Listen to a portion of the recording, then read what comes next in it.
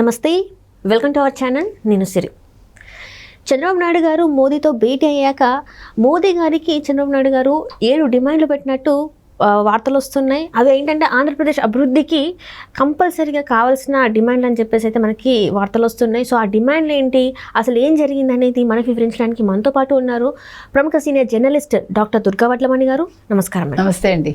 మనం ఇప్పుడు చూస్తుంటే చంద్రబాబు నాయుడు గారు 7 డిమాండ్లు పెట్టారు మోదీ గారు ముందు అని చెప్పేసి అయితే వార్తలు వస్తున్నాయి. అవి కూడా ఏంటంటే కంపల్సరీ ఇవి అవ్వాలి ఆంధ్రప్రదేశ్కి. ఎందుకంటే రాష్ట్రంలో 10 ఏళ్ళు 20 ఏళ్ళు వెనక్కి వెళ్ళిపోయింది.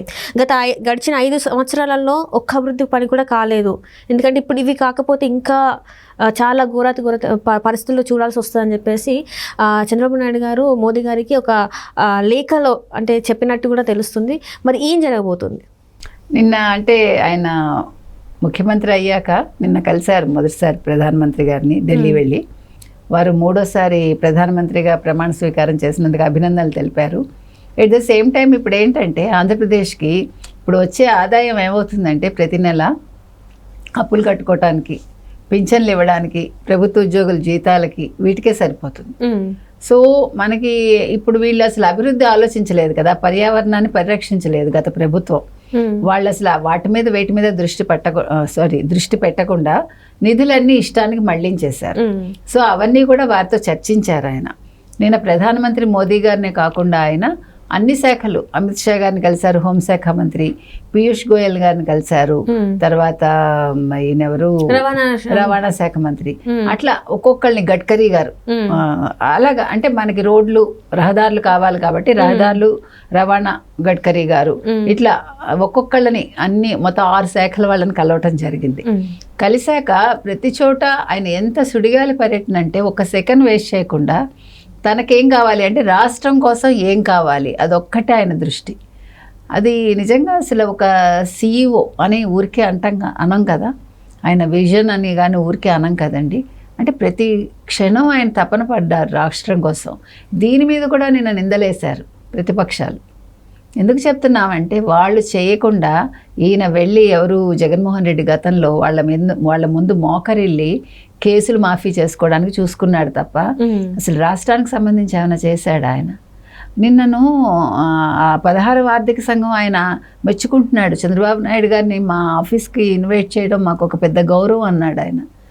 16వ ప్రణాళిక సంఘం అధ్యక్షులు, ఇంకెంతకంటే ఏం కావాలండి? అలాగే ఆయన సుబ్రహ్మణ్యం గారిని కలిశారు, ప్రతి ఒక్కళ్ళని కలిశారు. మొత్తం 66 మందికి ఆయన నిన్న IAS IPS వాళ్ళకి విందిచ్చారు. ఎందుకు ఇచ్చారు? పని పాటు లేకుండా కాదు కదా. అంటే మనం సత్సంబంధాలు నెలకొల్పుకోవడం ఇది. కేంద్రంతో రాష్ట్రం అంటే రాష్ట్ర అభివృద్ధి కావాలి అంటే మనం వాళ్ళతో మంచిగా మెలగాలి. అంటే ఇవన్నీ కూడా సత్సంప్రదాయాలు మనం నేర్చుకోవాల్సింది. అది ఇప్పుడు మనం కూడా ఎందుకు అందరితో మంచిగా ఉంటామండి? దెబ్బలాట ఒక సెకండ్ పని, దానివల్ల పని అవ్వదు.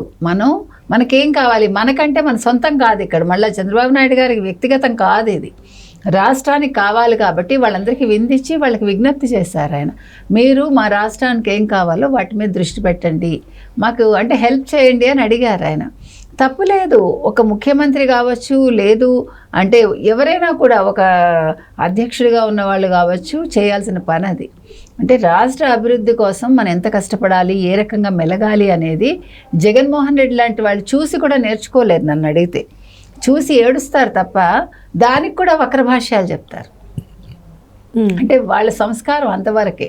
ఇప్పుడు ఈరోజు మనం చూస్తూ ఉంటే మనకి అంటే ప్రజలకి అనిపించాలి ఇది, అవును కదా మనం కరెక్ట్ నాయకుడిని ఎన్నుకున్నాం, మన రాష్ట్రం అభివృద్ధి పదంలోకి వెళ్తుంది అనే ఒక విశ్వాసాన్ని ఆయన కలగజేస్తున్నారు ప్రజలకి. నేను చూసిన వాళ్ళందరికీ కూడా ఎంత ఆనందంగా అనిపించిందండి. ఒక సెకండ్ వేస్ట్ చేయకుండా ఆయన ఇవాళ కూడా ఆయనకి బోల్డ్ మీటింగ్స్ ఉన్నాయి. దేనికోసం, ఎవరి కోసం? ఇప్పుడు పోలవరం పూర్తి చేయాలి మీరు చెప్పినట్టుగా.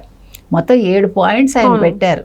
అందులో పోలవరం, తర్వాత అమరావతి రాజధాని ఇది, తర్వాత రైతులకు సంబంధించి అంటే వ్యవసాయానికి, తర్వాత నీరు రక్షణ, మంచినీరు, ఇట్లా వరుసగా చెప్పుకుంటూ వెళ్తే మనకి ఇప్పుడు చంద్రబాబు నాయుడు గారు ప్రధానమంత్రిని అడిగిన వాటిలలోనండి స్వల్పకాలానికి రాష్ట్రానికి ఆర్థికంగా చేయూతనివ్వండి, తర్వాత పోలవరం ప్రాజెక్ట్ నిర్మాణం పునఃప్రారంభానికి సత్వర చర్యలు, అంటే ఆల్రెడీ గతంలో మేము ఇన్ని వేల కోట్లు ఇచ్చాము కానీ అది జగన్మోహన్ రెడ్డి మళ్లించారని అవును. రాజ్నాథ్ సింగ్ చెప్పారు.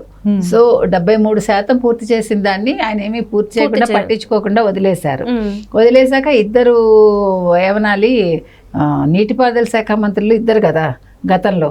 సో అందుకని ఆ రెండో ఆయన పాపం మన రాంబాబు గారు నాకేం అర్థం కాలేదని ఆయనే ఒప్పుకున్నాడు మొన్న. అంటే పోలవరం ప్రాజెక్ట్ ఆయనకు అసలు అర్థం కాల, అది చేత కాదని కూడా చెప్పాడు ఆయన. ఆ తర్వాత చంద్రబాబు నాయుడు గారు అంతా ఎక్స్ప్లెయిన్ చేశారనమాట శ్వేతపత్రం విడుదల చేశాక. కాబట్టి ఇది ఒక ముఖ్యమైన విషయం. తర్వాత అమరావతి రాజధాని ప్రాంతంలో ముఖ్యమైన మౌలిక సదుపాయాలు, తర్వాత ప్రభుత్వ భవనాల సముదాయం పూర్తికి సమగ్రంగా ఆర్థిక సహాయం అందించండి. అంటే ఆల్రెడీ కొన్ని కట్టారు, కొన్ని కట్టాలి. ముఖ్యంగా ఇప్పుడు ఐఏఎస్ ఐపీఎస్లకి తర్వాత మంత్రులకి ఇట్లా ఆయన కేటగిరీస్ ఇచ్చారనమాట. వాళ్ళందరికీ భవన సముదాయాలు నిర్మించాలని. సో వాటికి సంబంధించి ఆయన ఆర్థిక చేయూత అడిగారు. తర్వాత పారిశ్రామిక అభివృద్ధికి ప్రోత్సాహకాలు, అంటే మీరు ఇక్కడ మీరు పరిశ్రమలు పెడితే మీకు మేము ఇంత రాయితీ ఇస్తామని ప్రకటిస్తారు కదా, అట్లాంటిది కేంద్రం కూడా సహాయం చేస్తే అవన్నీ కూడా తొందరగా మనకి పనులు అవుతాయి. వాటికి కావాల్సిన ఏమనాలి, ఇప్పుడు పరిశ్రమ పెట్టాలంటే చాలా మనకి రావాలి కదా, ప్రభుత్వం మనకి అన్నీ కూడా తొందరగా పనులు చేసి పెట్టాలి, మీకు నో అబ్జెక్షన్ సర్టిఫికెట్ లాగా. అట్లాంటివన్నీ కూడా కేంద్రం కూడా దానికి సహాయం చేయమని అడిగారు ఆయన. ఇక రాష్ట్రాలకు మూలధన వ్యయం అందించే ప్రత్యేక పథకం కింద ఆంధ్రప్రదేశ్కి అదనపు కేటాయింపులు, తర్వాత అంటే అదనంగా మాకు డబ్బులు ఇచ్చి ఇప్పుడు రహదారులు, ఎందుకంటే అసలు రోడ్లు భయంకరంగా ఉన్నాయి ఆంధ్ర, వంతెనలు, తర్వాత సాగునీరు, మనం ఇందాక చెప్పుకున్నదే తాగునీటి ప్రాజెక్టులు, ఇవన్నీ కూడా తొందరగా పూర్తయ్యేలాగా మాకు సహాయం చేయండి అని అడిగారు. ఇక చివరగా ఏమడిగారంటే బుందేల్ఖండ్ ప్యాకేజీ తరహాలో రాష్ట్రంలోని వెనుకబడిన ప్రాంతాలకి మద్దతు ఇమ్మని అడిగారు. ఇది చాలా ముఖ్యం. ఇది నిజంగా నన్ను అడిగితేనండి ప్రత్యేక హోదా కంటే కూడా ఇవన్నీ చాలా ముఖ్యం. ప్రత్యేక హోదా ఇచ్చినందువల్ల పెద్దగా ఒరిగేదేం లేదు. జగన్మోహన్ రెడ్డి గారు ఈయన అంటే బీజేపీకి మద్దతు ప్రకటించగానే చాలా గొప్పగా మాట్లాడాను, తెలివిగా మాట్లాడాను అనుకుని మీరు ప్రత్యేక హోదా ఎందుకు డిమాండ్ పెట్టలేదని ప్రశ్నించాడు ఆయన. 2 సార్లు మాట్లాడాడు జగన్మోహన్ రెడ్డి. మొన్న సుబ్బారెడ్డి గారు లోక్సభలో కూడా అడిగాడు కదా, మాకు ప్రత్యేక ప్యాకేజ్ ఇవ్వండి అని. 5 ఏళ్ల తర్వాత వీళ్ళ కళ్ళు తెరుచుకున్నాయి. 5 ఏళ్ళు వీళ్ళు నిద్రపోయారు. ఈయన ఇన్నిసార్లు ఢిల్లీకి ఎన్నిసార్లు వెళ్ళాడు, ఈయన పర్యటన చూస్తే ఇన్నిసార్లు ఏం చేశాడు ప్రత్యేక ప్యాకేజీ అడగకుండా అని మనం అడగాలి. అందుకని వాళ్ళు ఎవరికి మాట్లాడే అర్హత లేదు, అది మనం చెప్తున్నాం. చంద్రబాబు నాయుడు గారు చాలా కరెక్ట్గా, అంటే ఆర్థికంగా రాష్ట్రాన్ని ఏ రకంగా పరిపుష్టి చేయాలి, ఆర్థికంగా ఎట్లా రాష్ట్రాన్ని మనం ముందంజలోకి తీసుకెళ్ళాలి, ప్రజలకు ఇబ్బంది కలగకుండా, ఇవన్నీ అంశాలు ఆయన ఆలోచిస్తున్నారు. ఇప్పుడు సాగునీరు, తాగునీరు ఇవన్నీ చాలా ముఖ్యం అండి మనకి. అలాగే మనకి రోడ్లు చాలా ముఖ్యం, వంతెనలు, ఇవన్నీ కూడా. అంటే కేంద్రం మనకి సహాయం చేయకపోతే మనం అన్ని పూర్తి చేయలేం. కొన్ని నేషనల్ హైవేస్ ఉంటాయి కొన్ని, అంటే అన్నీ కూడా కేంద్రం రాష్ట్రం రెండు కలిపి చేయాల్సినవి కదా. కాబట్టి నిన్న ఆయనది నిజంగా చాలా ఆయన కేంద్రంతో నిన్న మాట్లాడిన తీరు కానీ, వ్యవహరించిన తీరు కానీ, వాళ్ళు ఈయనకి ఇచ్చిన మర్యాద కానీ, అంటే ఒక రాష్ట్ర ముఖ్యమంత్రికి ఇంత మర్యాద దొరకటం అనేది చాలా పెద్ద విషయం నన్ను అడిగితే. పోర్టు కూడా కావాలి అని చెప్పేసి తను అడిగారు. ఎందుకంటే వీళ్ళేదో మేము ముగిచ్చేస్తాం, మేము అభివృద్ధి చేసేస్తాం అని మన లాస్ట్లో చెప్పుకున్నారు కదా ఏం లేకుండానే. కాబట్టి అంటే మనకి ఎలా తీసుకోవాలంటే దీన్ని, చంద్రబాబు నాయుడు గారి అవసరం బీజేపీకి ఉంది, అది ఓకే, దానికోసం నీ మర్యాద రాదు కదండి ఇంత. ఇది వ్యక్తికి వచ్చిన మర్యాద. ఎందుకంటే ఈయన ఇది హైదరాబాద్ని ఇంత ముందంజలో ఉంచారు ఈయనని ఆయనే మెచ్చుకుంటున్నారు. ఎవరు 16వ ఆర్థిక సంఘం ఆయనే.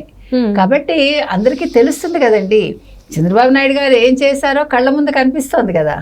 ఇవాళ కొత్తగా ఆయన గురించి ఆయన చెప్పుకోకర్లే. ఆయనకి ఆయన ఏమనాలి, బయోడేటా అనేది ఆయన ఇగో ఇది నేను చేశాను అని చెప్పుకోకర్లా. కళ్ళ ముందు ప్రతి ఒక్కళ్ళకి హైదరాబాద్ లో కనిపిస్తోంది, అమరావతిలో కనిపిస్తోంది. అమరావతిని 5 ఏళ్ళు ఆయన చేశారు, చేసిన దాన్ని వాళ్ళు నాశనం పెట్టారు. కాబట్టి ఇప్పుడు దాన్ని మళ్ళీ పునర్నిర్మాణం చేస్తారు ఆయన. 5 ఏళ్లలో కనీసం 50% పనులు చేస్తారండి, అందులో ఎటువంటి సందేహం లేదు మనకి. ఏది ఏమైనా ఇవాళ ఒక తెలుగు వ్యక్తిగా, ఒక ఆంధ్రప్రదేశ్ ముఖ్యమంత్రిగా చంద్రబాబు నాయుడు గారికి దక్కిన గౌరవం మనం అందరం కూడా గర్వించదగ్గ విషయం. Right, thank you so much.